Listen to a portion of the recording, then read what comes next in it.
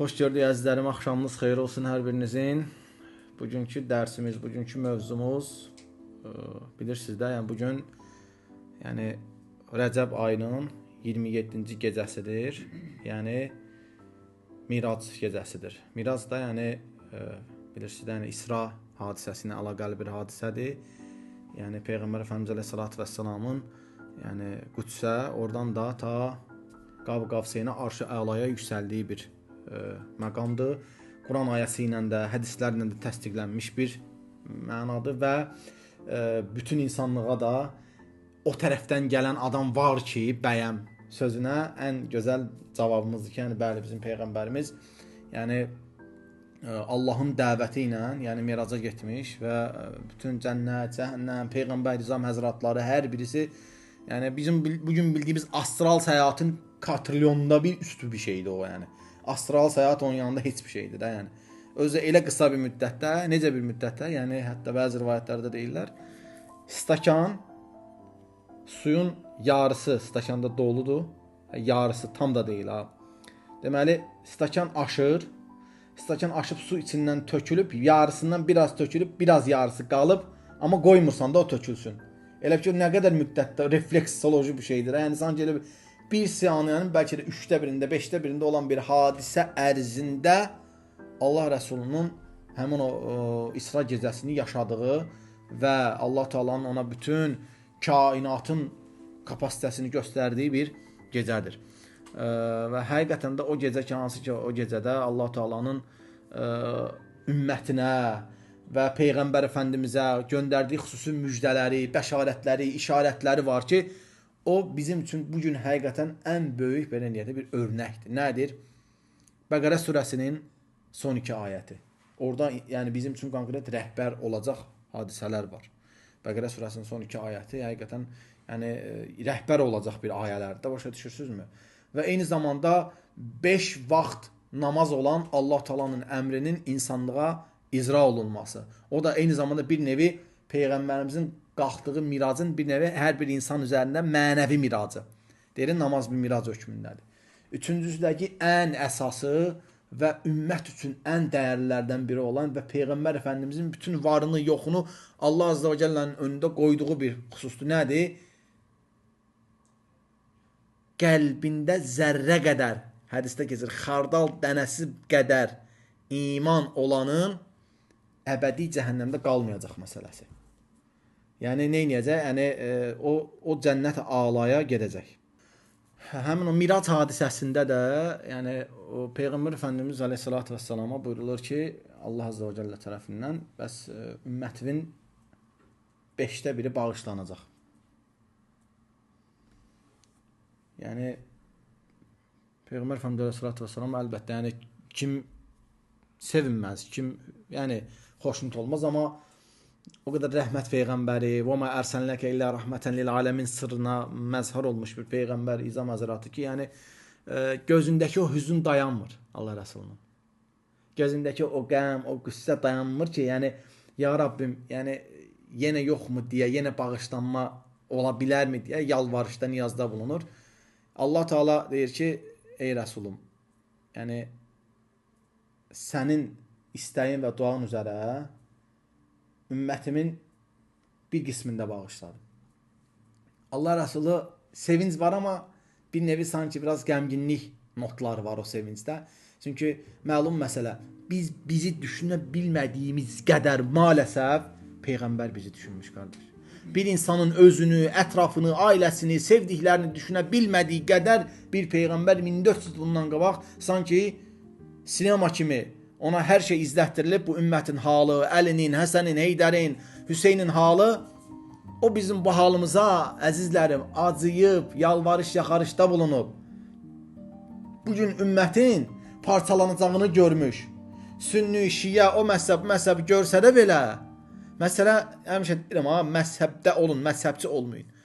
Yəni, onu görmüş və ona rəğmən, bu din sonuçda kimindir ki, qardaşlar? Allahın və ona göndərmiş Rəsulunun. Bəzən Rasullahın sünnəsi, onun əhl-i beyti adına elə danışılır ki, elə ki, sanki din buna göndərilib. Qardaş, din göndərilən zat və onun Peyğəmbəri bilirsinizmi neyib? oturub ağlayıb ki, ya Rabbim, yenə bağışlanma yoxmu görəsən? Bax, həmin bu ümmətin bu halı parça-parça olacaq, bu ümmətin halını gördüyü halda oturub ağlayıb. Biz bugün öz halımızı ağlaya bilmirik. Halbuki, bax, bir dənə adam biraz caydırıcı fikirlər danışır, ona sapıq deyir. Yapsa bu bu batdı, bu kafir, müşrik, münafik. Adam ata-anasını az qala dinsiz, imansız deyir. Peyğəmbərin o halda var, əzizlərim.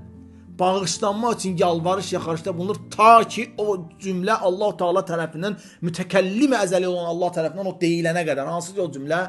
Tamam Rəsulum. Yet ümmətinin müjdələ qəlbində zərrə qədər, yəni xardal dağnası qədər iman olan cənnətə girəcək. Əbədi cəhənnəmdə qalmayacaq.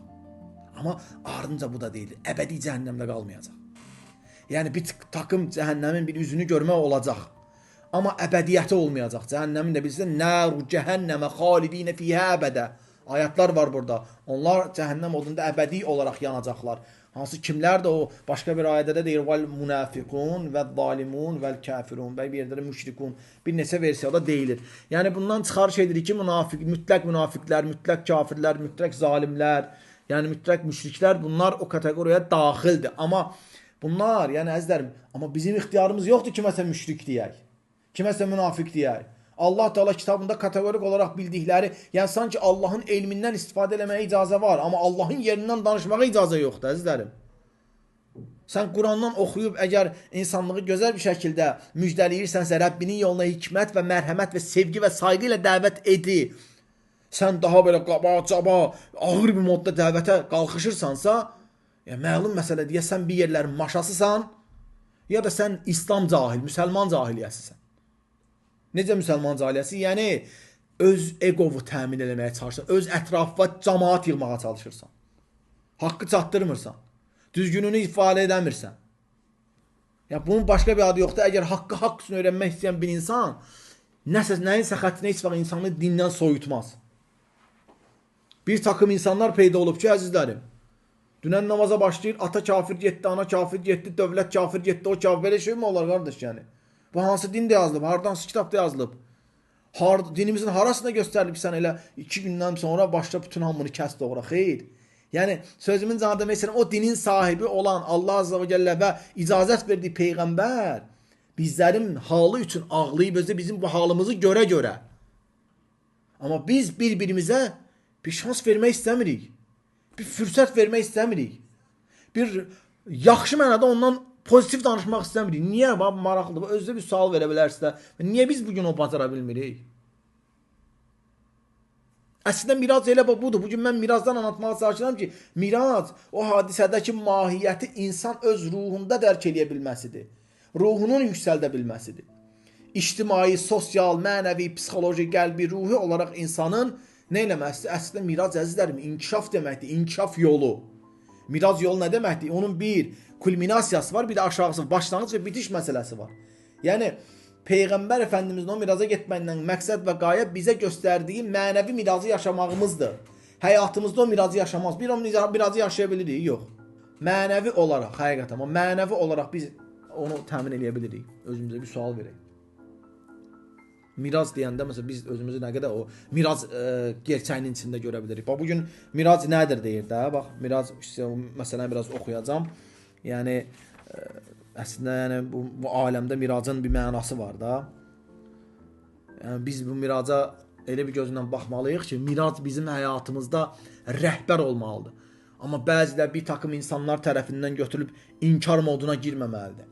Mirac var, nə bilim, o var, bu var, nağıl danışırsınız, nə danışırsınız? Bu kimi fikirlərin insanların zehnini bulandırırlar. Amma halbuki, qardaş, faktikidir də, qəbullanırıq. Biri danışandan həm uzaylılardan danışır, reptiliyandan danışır, nə bilim, oradan buradan, bunların hamısını qəbul eləyirlər də. Xeyr ola, qardaş. Yəni, bir şey ki, Allah Teala 124 bin Peyğəmbərin içərisində ən muazzam, ən üstün, kategorik olaraq da ən yüksək mərtəbəyə çıxartmış Peyğəmbərini, niyə görə o, belə deyək də, alilərindən alisinə çıxardıb onu öz yanına çağırmasın ki, öz davətiyyəsini verməsin ki. Allah Teala nə bundan aciz deyil, nə də Peyğəmbər ora gedəcək qədər zəif deyil. Yəni, gedə bilməyəcək qədər. Və üstəlik Temol da bu ayədə də Quran-Kərimdə də bunun işarəti, bəşarətləri, açıq-aşkar dəlilləri də var. Deməli əzizlərim, biz Mirac hadisəsi dediyimiz zaman ağla gələ biləcək bir neçə şeylər var. Yəni əsas dediyimiz bu 3 məsələ idi. Bəqərə surəsinin son 2 ayəsi, namazın ümmətə fərz olması və qəlbində zərrə qədər imanın olan insanın bağışlanması. İndi abi biz Allah aşkına deyək, neçəmiz bir-birimizi bağışlayırıq? Nə qədərimiz bir-birimizə belə hüsnü zənn ilə, yəni gözəl davranışla, istiqamətlə yanaşıb bağışlamaq üçün addım atırıq? Burax qardaş hər hansı bir problemi. Artıq bu günləri, yəni Allah fələsinə, yəni hamısını öz nəfsimi də içinə qatıb belə qıraqdan o quş baxışı baxıb demirəm, öz nəfsimi də işin içinə qataraq deyirəm ki, yəni bir svetoforun siqnalında səbir eləməyəcək qədər cılızlaşmışıq. Burax yəni bağışlamağı, az qala beyzbol sopasını düşüb bir 15 saniyə qabaqda duran maşının çap-çap vururuq ki, nə olub? Yəni bilmirik də, yəni çünki niyə? Nəfsin verdiyi qidanı, nəfsin aldığı qida tamamilə zaten nəfs nə istəyir? Nəfs-i əmmarə, pisliyi, çirkinliyi, insanı yoldan azdırmağı istəyən bir nəfsdir də, nəfsin ilk mərtəbəsi. Bəh, sən də onun belə deyək də o yanğınına körü ilə gedirsən. Yan biraz da yan. Amma biz o nəfsi, o mərtəbədən, o vəziyyətdən çəkib almaq əvəzinə nələr vasitəsilə? Miraclar vasitəsilə. Bugün həmin o mirac, nəfsin mərtəbəsindəki həmin o bir nəfsin, məsəl üçün, nəfsi rəzilə var, nəfsi ondan sonra əmmarə var. O nəfsi rəziləni, nəfsi əmmarəni hansı vəziyyətdə? Nəfsi mutmainnə, nəfsi radiyə, nəfsi mərdiyə. Yəni bu mərtəbələrə gətirəcək qədər kapasitəmizin olması üçün mirac məsələsini düzgün anlamalıyıq, əzizlərim. Yəni insanın özünü inkişaf mərhələsidir. Bir nevi məktəbə qədərdən məktəbə, məktəbdə ibtidaidən daha böyük siniflərə, məktəbdən universitetə. Yəni bu bir tərəqqidir də, yəni. Sonuçta özünü inkişaf elətdirməkdir. Və yaxud da ki, bir iş həyatına, və yaxud da bir kurslara. Yəni Allah Teala qatında da bu inkişaf elətdirmələr bu şəkildə olur. Yoxsa, abilərim, canlarım, yoxsa əlimizə alırıq, məsəl üçün belə deyək də, bir təsbehi, səhər axşam, məsəl üçün zikr elədik, sanki elə bilirik ki, bu plan doldurmalıyıq. Elə də olmaması lazım. Bəzi şeylərin biraz şuurunda olmalıyıq, canlarım. Bəzi şeylərin biraz fərqində olmalıyıq. Yəni bu ibadət etdiyim zaman məqsəd, məna nədir? Niyə eləyirəm mən yəni bunu? Və mirac budur. Ona görə dinimiz elə miracın başlanğıc nöqtəsində birinci nəyi qoyub? İnkarı. La ilahə illallah. Ta ki təsdiq moduna girib tapana qədər, axtarana qədər inkar elə. Haqqın xaricində hər şeyi inkar elə. Allahın qayrısında hər bir şey heç bir fayda verməyəcək insana. Allahın qoyduğu yoldan başqa heç bir yolda xeyir yoxdur və xeyirlərin ən şahı, ən sultanı da Allahın qoyduğu yoldur. Bunu dərk eləyə bilmək, bunun şuurunda ola bilməkdir, bu mirac. Yəni bu həyatımızda bu miracı həqiqətən, mirac bir günə özəl deyil əzizlərim. Bir günə özəl, bəli, Allah Taala'nın bu gündə bizə verdiyi savablar muazzamdır. Möhtəşəmdir. Sonuna qədər dəyərləndirəcəyik, eyvallah. İhyalarımızı eləyəcəyik, dualarımızı, zikirlərimizi, istiğfarlarımızı, çünki nədir? Bugün təqdimat günüdür.